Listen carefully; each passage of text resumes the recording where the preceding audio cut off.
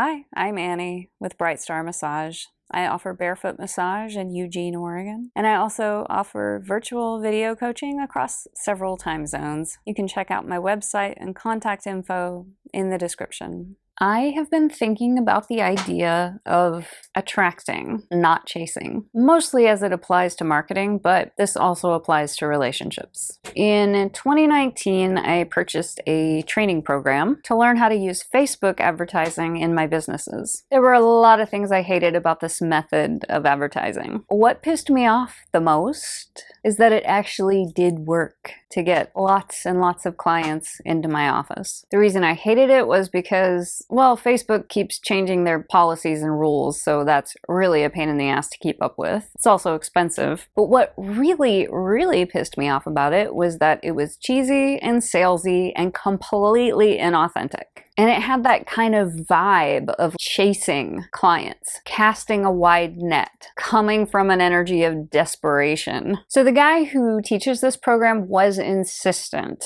that the ad copy should be used word for word, with no details changed. These ads were proven to work, and he insisted that changing even one word would make them less effective. So I decided to go with it, just an experiment. Let's give this a try and see if it really works. But this ad copy was not authentic to me at all. It didn't convey my vibes, my values, my philosophy, nothing. It felt really fake to me because it's not about me, right? It's about the client. It's about serving the greatest number of clients, right? That's one way to look at it. Another strategy is to attract the clients that truly resonate with your methods, your vibe, your philosophy. That's where you find the most loyal long-term clients. The conversion rates were fueled by extreme discounts. So I was spending a lot of money on Facebook ads and discounting my services 40% to get people in the door, and then giving additional discounts to get them to come back,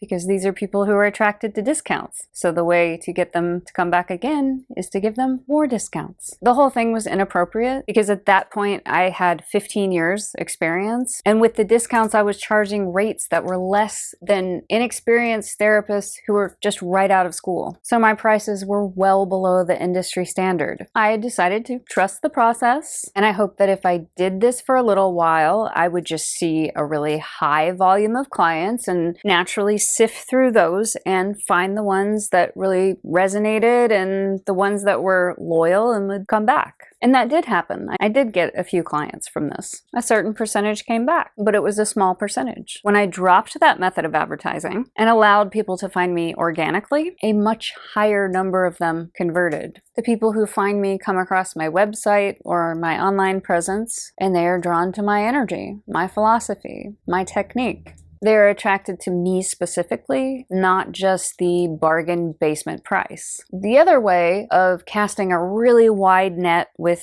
Facebook advertising and offering discounts generally attracts people that are drawn to discounts. They're not drawn to anything about my business specifically. I also got a lot of massage tourists. So these are people who get a massage just for the novelty of it, once a year on their birthday, which is totally fine. I have a few clients like that I've been seeing for years, and I only see them once a year. But in order to keep my business open, I also need those loyal regulars who are interested in their health and wellness over the long term. These are clients who are proactive about their health. They're seeking regular appointments to support their health, and they're also looking at their relationship with me as a co-creative relationship that is in service of supporting and maintaining their overall health. But what about the clients that can't afford a massage? Yeah, that's a real issue.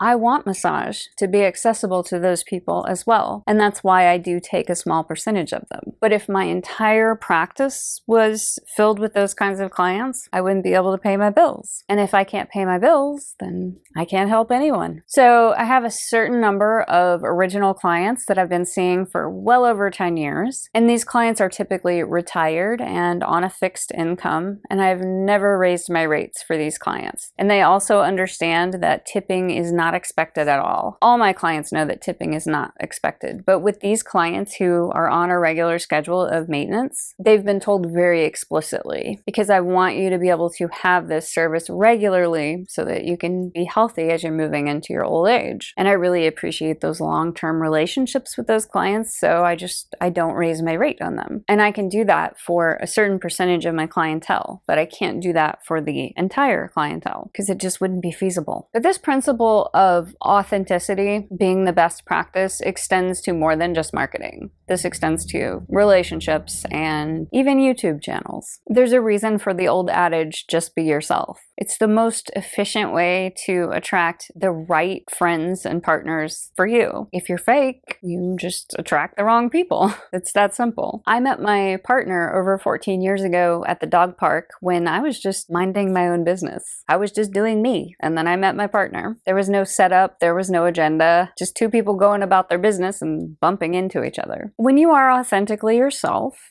some people will like you and some people will not like you. That's completely natural. You can't please everyone. And boy, I don't have the energy to try, because being inauthentic is extremely draining for me. I also see this in operation on my YouTube channels all the time. There are thumbs up, thumbs down, it's a whole mix. For any given video that you put out, there's gonna be people that don't like it. And there's gonna be people that really like me, feel drawn to me, resonate with my message. And there's gonna be people that really can't stand me for one reason or another. Maybe they think I'm offensive, or I look like their mom, or something about me offends them. And that's completely normal. But I have seen this principle taken and leveraged all the way back into inauthenticity. So there are people who suggest that being extremely polarizing is a good marketing strategy. And I've seen some marketing gurus who just fully believe this, that being really polarizing and even going out of your way to be offensive is a good strategy. Because when you are offensive, you are automatically narrowing down your target audience. Because the people who are offended will fall away, and the people who are left are the people that really, really like you. But to me, that strategy is just as inauthentic as trying to appeal to everyone. Like, specifically going out of your way to offend people seems as fake as trying to please everyone. So that strategy just isn't for me. I do offend people, but it's not because I'm trying or going out of my way to do that. It just happens naturally. I'm not everyone's cup of tea. So in the last couple of years, as I've really embraced this strategy of being completely authentic, my life has been way easier. Advertising costs are basically non-existent. So I'm saving a lot of money. I'm attracting the clients who really want to work with me long-term in a co-creative process. And it's just much easier. All I really have to do is just be me, share what's on my mind, be curious about the things that I'm curious about and share that. And that narrows down my audience. That's it. It's just a much easier way to be. So anyway, that's what I've been thinking about lately. The idea of attracting instead of chasing. That's all for now. See you later.